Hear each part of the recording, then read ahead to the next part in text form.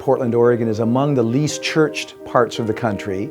It's a very politically progressive place, as our city leaders say. So what does it look like to proclaim the good news, to live out the good news in a holistic way in a place like that?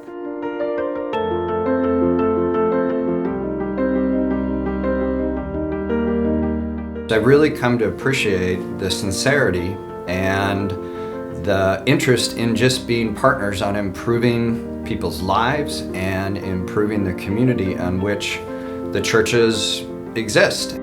It's really allowing the church to be the church. And we're actually being viewed as a resource, which we know we are and we ought to be. People are receiving love and receiving Jesus. And it was all because we just really wanted to serve. How in the world can we connect all 471 schools in this greater Portland area with at least one church partner that says, that's my school? One of the first things I was told about Oregon was it was one of the most unchurched states in the nation. And so, to my surprise, to come and see a church working on a school campus in this community was a bit of a shocker. In these 2 years, we've been able to identify about 250 of those schools that have a church that's raised their hand and said, that one's mine. It's evolved into, years later, from an act of service to an ongoing relationship. It's provided stability in a community that typically, experiences turnover, but to see that this has remained steady is a gift and a blessing. We want every school to know, hey, I've got this 1, 2, 3, 4 church partners that I know I can count on. They're part of what we're doing here. They're part of this school community. Embrace Oregon is an idea, it's a movement, and it really started with the idea that the community could come alongside with something tangible for children in this most vulnerable time of waiting. And the response that we got through this Welcome Box initiative was just so completely overwhelming.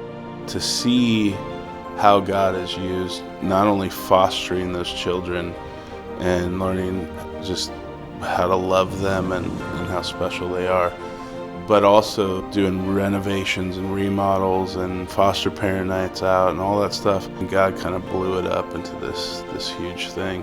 It's been incredible that less than a year later, there are 72 churches in the Portland metro area that are saying, we at some capacity are committed to shining a spotlight on the needs of child welfare.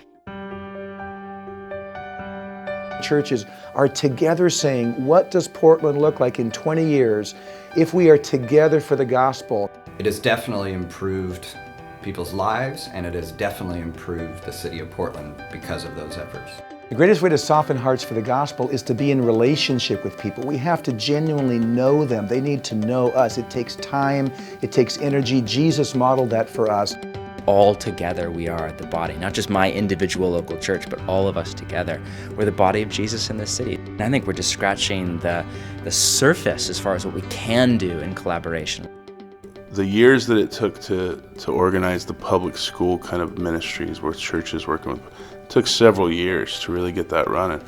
Where foster care, it was 18 months from 3 couples, 72 churches, 18 months. So that's powerful. You realize when the church is mobilized, it really is an unstoppable force.